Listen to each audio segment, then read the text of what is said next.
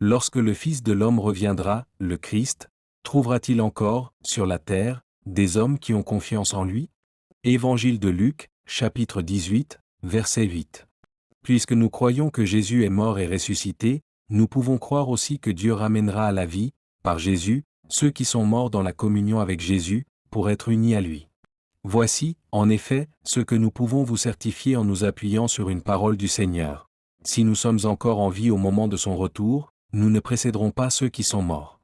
Car, au commandement de Dieu, sitôt que la voix de l'archange et le son de la trompette divine retentiront, le Seigneur en personne redescendra du ciel.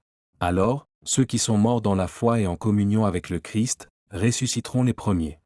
Après quoi, nous les vivants, si nous sommes restés sur terre jusque-là, nous serons enlevés avec eux et emportés à travers les airs, par-delà les nuées, pour rencontrer le Seigneur.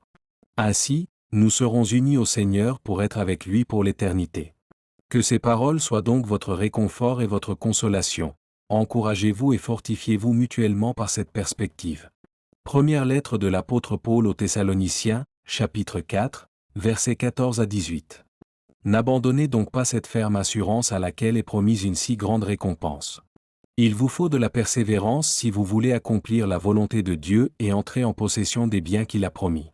Encore un peu de patience, nous dit l'Écriture, dans peu de temps, celui qui doit venir sera là, il ne saurait tarder.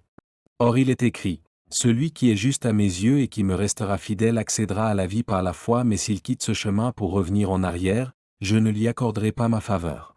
Quant à nous, nous ne sommes pas de ceux qui retournent en arrière pour aller se perdre, mais de ceux qui s'attachent à la foi et sauvent ainsi leur vie.